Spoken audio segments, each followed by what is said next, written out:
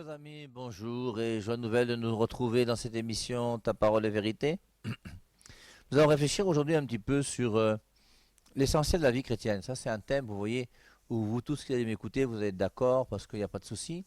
Là, on ne parle pas de vérité, on ne parle pas des difficultés par rapport à la compréhension de la parole de Dieu, par rapport à la Bible ou la Biblette.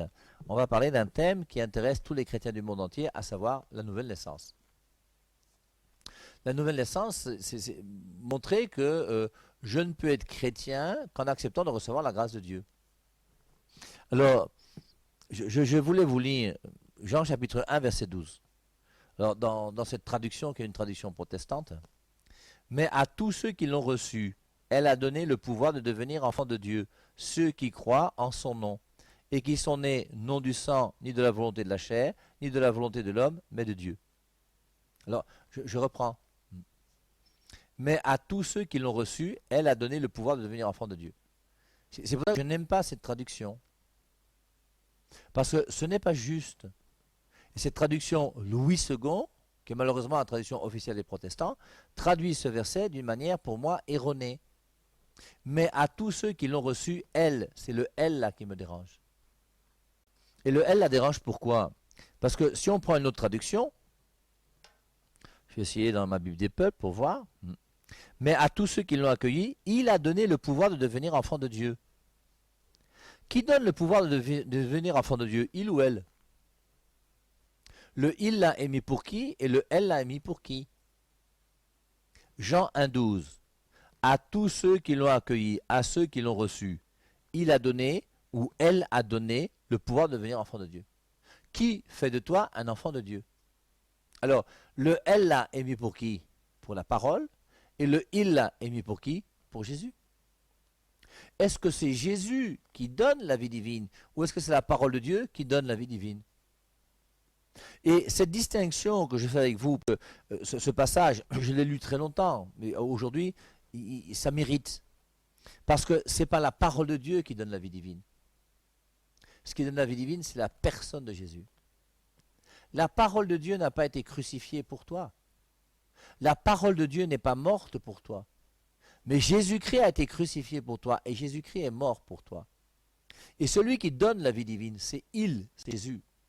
Et tout ça, cette distinction il, elle, vient de quoi? Du premier verset de Jean 1. Le premier verset, Jean 1,1.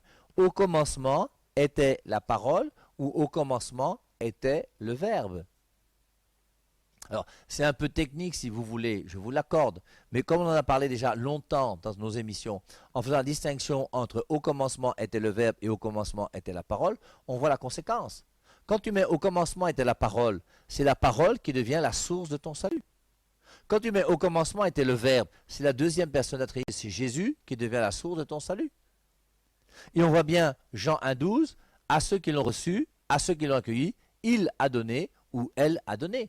Et ce n'est pas la parole de Dieu qui se sauve, c'est Jésus-Christ qui se sauve. Mais quelque part, c'est quand même un petit peu important. Pourquoi?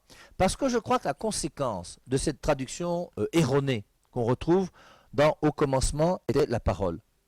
On passe de la personne du Verbe. La personne du Verbe, c'est qui? C'est le Fils de Dieu. Au sein même de la Trinité, la deuxième personne de la Trinité. Et c'est pour ça que quand on dit au commencement était le verbe, il s'agit d'une personne divine. Quand on dit au commencement était la parole, j'aimerais que vous me disiez, qu'est-ce que c'est que la parole? Le verbe, il est éternel, il a la vie divine. Est-ce que la parole de Dieu a la vie divine? Je vous pose une question, hein? Je ne vais pas répondre. Est-ce que la parole de Dieu est Dieu? Est-ce que la parole de Dieu est Dieu? Et forcément non. Parce que Dieu c'est qui? Le Père, le Fils, l'Esprit Saint. Le Père est Dieu, le Fils est Dieu, l'Esprit Saint est Dieu, mais la parole de Dieu n'est pas Dieu. Mais comme maintenant je veux confondre la parole de Dieu et le Verbe, la personne du Verbe devient son enseignement. Et je ne m'accroche plus comme chrétien à la personne de Jésus, mais je m'accroche à l'enseignement de Jésus. Et maintenant, je deviens relatif à une doctrine et non plus relatif à une personne. Or, le chrétien, c'est quelqu'un qui est amoureux d'une personne et non pas amoureux, premièrement, d'une doctrine. En plus, pour aller jusqu'au bout, quand on confond la parole de Dieu avec la Bible, exactement même avec la Biblette, parce que nous, qui avons 73 livres dans la Bible, on distingue parole de Dieu et Bible, mais ceux qui confondent la Bible et la parole de Dieu, c'est ceux qui n'ont que 66 livres dans leur Biblette. Alors, je passe de au commencement était le Verbe, la deuxième personne de la Trinité, à au commencement était la parole de Dieu. Je ne suis plus que dans l'enseignement de Jésus-Christ et non plus avec Jésus-Christ, pour revenir maintenant uniquement à sa Biblette. Et c'est la Biblette qui devient maintenant tout pour moi. Et c'est comme ça qu'aujourd'hui, regardez le nombre de personnes qui vous disent, est-ce que c'est biblique? Est-ce que c'est biblique? Est-ce que c'est biblique? Et c'est pour ça que quelque part, avec ce dégamage du verbe à la parole et de la parole à la biblette, on entre dans une sorte de bibliolatrie. Il y a des gens qui, c'est comme s'ils ont une adoration de la Bible, comme s'il y a une idolâtrie en mettant la Bible avant le verbe, la Bible avant la parole. Or, la Bible vient après la parole et après le verbe, que les choses soient claires. C'est pour ça que c'est quand même important de pouvoir distinguer tout ça. Et quand on distingue tout ça, on comprend donc Jean 1,12 qui dit « À ceux qui l'ont reçu, il a donné le pouvoir de devenir enfant de Dieu. » Et qui a donné ce pouvoir de devenir enfant de Dieu? C'est Jésus. Et c'est pour ça que le chrétien est un homme qui vit une relation personnelle, amoureuse avec le Christ. Et le Christ, c'est premièrement recevoir, le chrétien, c'est recevoir le Christ premièrement dans ton cœur comme celui qui est ton meilleur ami, qui passe avant ton père, avant ta mère, avant ton frère, avant ta sœur, avant ta santé, avant ton salaire, avant ton travail, avant tout. Et cette priorité, nous devons la donner à Jésus-Christ. Jésus-Christ passe avant ta messe du dimanche, Jésus-Christ passe avant ton évêque, Jésus-Christ passe avant ton église. Jésus-Christ passe avant tout. Quelle est la place du Christ dans ta vie? Et vous avez des gens qui vont à la messe chaque dimanche et leur messe ne leur sert à rien. Ce sont des païens, ce sont des bandits. Ils continuent à tromper leurs femmes. Je vous avais dit que moi, ça ne regarde que moi, hein, mais si un jour on me confiait une paroisse, je vous assure que pendant les 2 premières années où je suis là, je vais prendre le nom de tous les hommes et toutes les femmes qui viennent à la messe chaque dimanche et qui ne sont pas mariés à l'église. Et je vous laisse 2 ans pour vous marier à l'église. Tu vas à la messe chaque dimanche avec ta femme. Tu ne te maries pas, pourquoi? Mais ne va plus à la messe alors. Comme vous qui allez à la messe à Noël et à Pâques. Vous dites, je suis chrétien, chrétien. Tu es chrétien de quoi? Chrétien de creux, chrétien de vide. Et ça ne sert à rien d'écouter le Père et Marie si tu ne veux pas t'engager à vivre une vraie vie chrétienne. Alors tu te fais plaisir le dimanche matin, comme tu ne vas pas à la messe, alors j'écoute quand même l'émission du Père, comme ça au moins je suis un peu avec Dieu. Le jour où je vais mourir, si Dieu existe, on ne sait jamais, il pourra me récupérer parce que j'ai quand même... Il faut qu'on mette les choses au clair et qu'on cherche la vérité. Et la vérité première sur tout chrétien, quelle que soit sa dénomination, c'est que le chrétien devient chrétien le jour où il s'est mis à genoux, pas forcément physiquement, mais à genoux dans ton cœur, en disant « Seigneur Jésus, à partir d'aujourd'hui, je veux que tu sois celui qui décide de tout dans ma vie. Je te mets à la première place, avant mon père et avant ma mère, avant le gouvernement, avant l'État, avant tout, avant même ma propre vie. » Relisons Romains chapitre 8. À partir du verset, je ne sais pas combien, on va chercher, on va lire. Romains chapitre 8. Allons-y, à partir de la fin. Que dirons-nous donc à ce sujet? Si Dieu est pour nous, qui sera contre nous? Lui qui n'a pas épargné son propre Fils, mais qui l'a livré pour nous tous, comment ne nous donnera-t-il pas aussi tout avec lui par grâce? Qui accusera les élus de Dieu? Dieu est celui qui justifie. Qui les condamnera? Le Christ Jésus est celui qui est mort. Bien plus, Il est ressuscité, il est à la droite de Dieu et il intercède pour nous. Qui nous séparera de l'amour du Christ? La tribulation, l'angoisse, la persécution, la famine, le dénuement, le péril, l'épée. Selon qu'il est écrit, à cause de toi l'on nous met à mort tout le jour, on nous considère comme des brebis qu'on égorge. Mais dans toutes ces choses, Romains chapitre 8, verset 37, mais dans toutes ces choses, nous sommes plus que vainqueurs par celui qui nous a aimés. Car je suis persuadé que ni la mort, ni la vie, ni les anges, ni les dominations, ni le présent, ni l'avenir, ni les puissances, ni les êtres d'en haut, ni ceux d'en bas, ni aucune autre créature ne pourra nous séparer de l'amour de Dieu en Christ Jésus, notre Seigneur. Alors je reprends ce passage et j'insiste pour vous rappeler, une fois de plus, que les morts ne sont pas morts. Ce passage montre d'une manière claire, je suis persuadé que ni la mort ne peut pas me séparer de l'amour du Christ. Ça veut dire que même lorsque je meurs humainement parlant, je continue à aimer Jésus. Il est clair. Et Jean chapitre 11, versets 25 et 26, à la résurrection, Jésus dit à Marthe, « Je suis la résurrection et la vie. Celui qui croit en moi, même s'il meurt, vivra, et quiconque vit et croit en moi ne mourra jamais. » Quiconque vit et croit en moi ne mourra jamais. Quand je meurs, Hébreux 9, 27, il est réservé à l'homme de mourir une seule fois, après quoi vient le jugement. Et je suis jugé. Et maintenant que je suis jugé, je suis devant Dieu et il me juge. Je vais aller soit en enfer, soit au paradis. Et pour nous les catholiques, avec le petit purgatoire avant le paradis lorsqu'on a commis des péchés. Pour se purifier et entrer dans le royaume des cieux, au paradis, avec la robe blanche. Parce que je ne peux pas entrer au paradis étant souillé. C'est pour ça que nier le purgatoire, c'est pas ce qu'il y a de plus intelligent sur la terre. Alors on voit bien, car je suis persuadé que ni la mort, ni la vie, ni les anges, ni les dominations, rien ne peut me séparer de l'amour du Christ. Donc, la chose essentielle pour nous, mes amis, tout chrétien, quel qu'il soit, c'est d'accepter de mettre le Christ à la première place dans ton cœur. Mais est-ce que c'est réellement le cas? Est-ce que tu peux dire aujourd'hui que tu as mis Jésus-Christ à la première place dans ton cœur par rapport à ta vie affective? Est-ce que ton Dieu passe avant ton mari, avant ta femme, avant ton chaud, avant ta petite, avant je ne sais pas quoi, tes mapanes? Quelle est la place du Christ? Est-ce que le Christ a pris dans ta vie la première place dans ta vie morale, sensuelle, sexuelle, affective, sentimentale? Deuxième chose, est-ce que Jésus-Christ a pris la première place dans ta vie financière?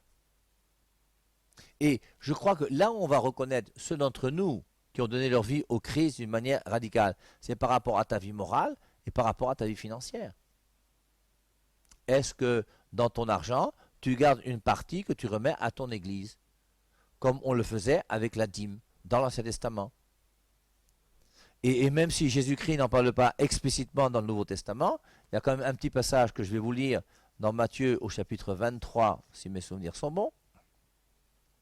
Malheur à vous, scribes et pharisiens hypocrites, parce que vous payez la dîme de la menthe, de la nette et du cumin, et que vous laissez ce qu'il y a de plus important dans la loi, le droit, la miséricorde et la fidélité. C'est là ce qu'il fallait pratiquer, sans laisser de côté le reste. C'est ça qu'il fallait pratiquer sans laisser de côté le reste. Il fallait pratiquer ce qui est le plus important dans la loi, le droit, la miséricorde, la fidélité, sans oublier le reste qui est la dîme. Et c'est pour ça qu'il y a un devoir envers l'Église et de l'Église. Jésus-Christ a payé son impôt au temple. Quand les gens sont venus pour lui demander à Pierre, est-ce que ton maître paye l'impôt au temple? Et Jésus-Christ a posé la question. Est-ce que le fils du roi paye les impôts? Forcément non, parce que les impôts c'est pour faire vivre et le roi et son fils et sa famille. Pour montrer que moi je suis le fils de Dieu, je ne dois pas payer l'impôt. Mais pour éviter qu'il y ait des difficultés, va chercher un poisson. Et tu trouveras dans sa bouche deux drachmes, une pour toi, une pour moi. Et on voit quelque part, oui, va chercher un poisson. Pourquoi? Parce que Pierre c'est un pêcheur. Et c'est à partir de sa pêche, de son travail, et c'est sur son travail qu'il prendra de l'argent pour remettre ce qu'il doit à l'Église.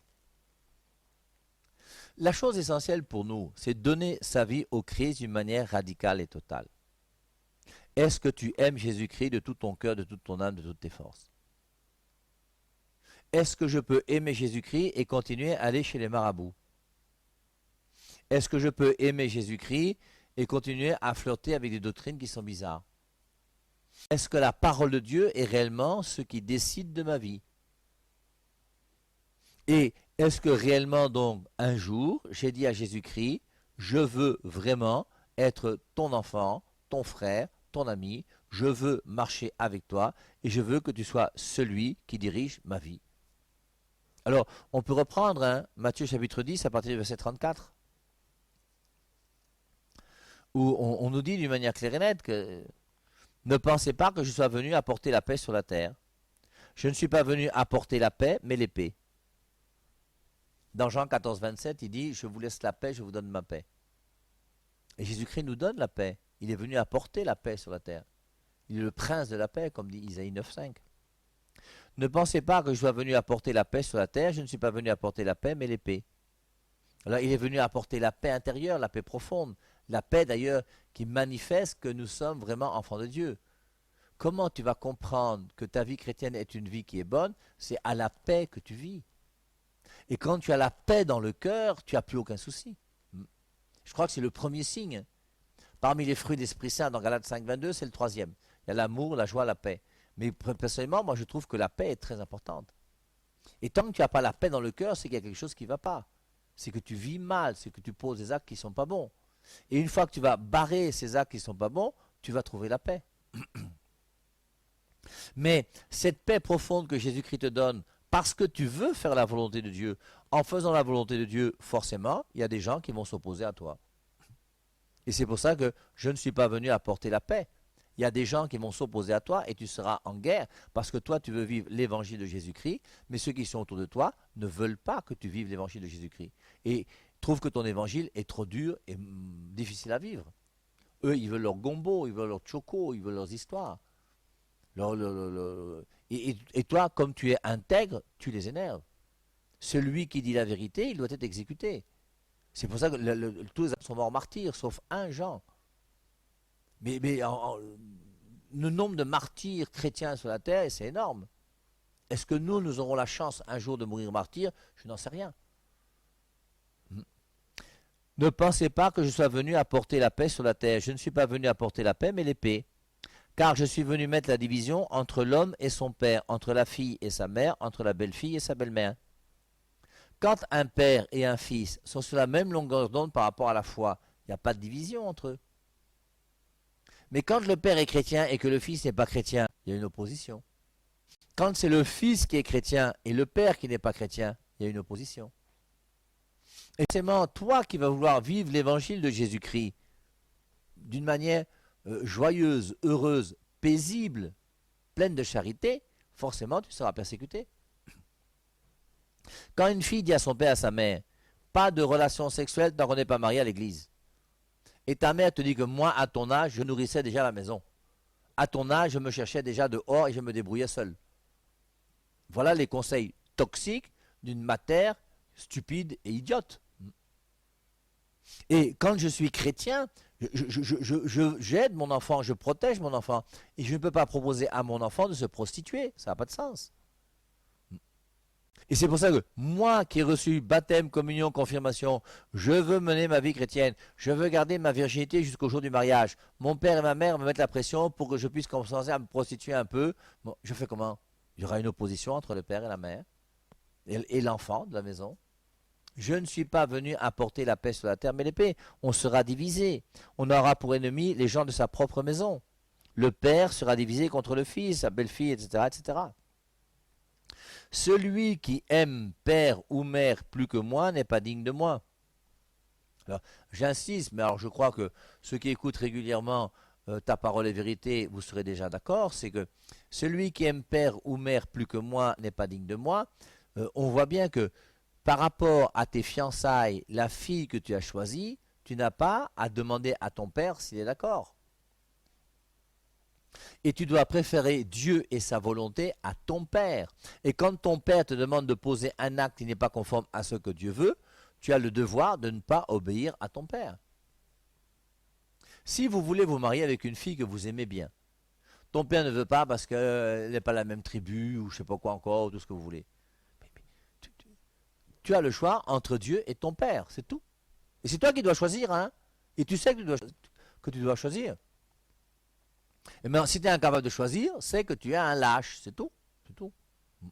Alors, les lâches ont le droit d'exister aussi, hein. Mais c'est pas. Juste avant ce passage, c'est pourquoi quiconque me confessera devant les hommes, je le confesserai moi aussi devant mon Père qui est dans les cieux. Mais quiconque me reniera devant les hommes, je le renierai moi aussi devant mon Père qui est dans les cieux. Ne pensez pas que je sois venu apporter la paix sur la terre. Je ne suis pas venu apporter la paix, mais l'épée. Celui qui aime père ou mère plus que moi n'est pas digne de moi. Celui qui aime fils ou fille plus que moi n'est pas digne de moi. Celui qui ne prend pas sa croix et ne me suit pas n'est pas digne de moi. Celui qui aura gardé sa vie la perdra, et celui qui aura perdu sa vie à cause de moi la retrouvera. Et il faut donc que nous puissions, vous voyez, à accepter dans notre cœur de pouvoir mettre le Christ à la première place dans notre vie, et en mettant le Christ à la première place dans notre vie, que nous puissions avoir un comportement chrétien. Et notre comportement chrétien va impliquer une vie chrétienne. Une fois que j'ai mis mes genoux à terre pour dire à Jésus-Christ, je t'aime de tout mon cœur, de toute mon âme, de toutes mes forces, il faut maintenant que je grandisse dans cette vie de chrétien. Et je grandis comment? Bien, en développant mes deux facultés. J'ai une faculté qui implique un cœur et qui fait que j'aime. J'ai une faculté qui implique mon intelligence et qui fait que je dois chercher la vérité. Et la vérité pour moi se trouve où? La vérité qui va nourrir ma foi, ma vie chrétienne, c'est la parole de Dieu. Romains 10, 17, la foi vient de ce qu'on entend, et ce qu'on entend vient de la parole du Christ. C'est la parole du Christ qui va faire grandir ma foi. Et il faut donc que je puisse m'alimenter, que je puisse téter les deux saints que l'Église me donne, qui est le saint de la parole de Dieu et le saint des sacrements. Et c'est pour ça que à la messe chaque dimanche, il y a la parole de Dieu et il y a l'Eucharistie. Pour nous nourrir de la parole de Dieu et nous nourrir de l'Eucharistie. Et l'Eucharistie est une nourriture. C'est Jean 6, 55. Ma chair est une vraie nourriture et mon sang une boisson. Et la chair du Christ est réellement une nourriture. Et cette communion amoureuse que je vis avec Jésus-Christ dans l'Eucharistie, c'est pour faire grandir mon cœur. C'est parce que j'aime un homme que je me marie avec lui et que je lui donne mon corps. 1 Corinthiens chapitre 7, versets 3 et 4. Marie, ton corps n'est plus à toi, mais à ta femme. Femme, ton corps n'est plus à toi, mais à ton mari. Et mon corps ne m'appartient plus quand je suis chrétien. Mon corps appartient à mon conjoint. Je me donne à lui. Et dans l'Eucharistie, c'est Jésus-Christ qui me donne son corps. Le corps du Christ, tu dis Amen, tu manges. Et tu vis cette communion corps à corps avec Jésus-Christ d'une manière réelle, profonde et vraie. Et l'Eucharistie m'unit à Jésus-Christ. Et nous, les catholiques, nous avons une chance énorme. C'est d'avoir des prêtres qui célèbrent la messe pour nous tous les jours. Et tous les jours, je peux assister à la messe. Tous les jours, je peux prendre la communion. C'est quand même triste de voir des gens qui sont mariés à l'église et qui ne cherchent pas à aller à la messe chaque dimanche.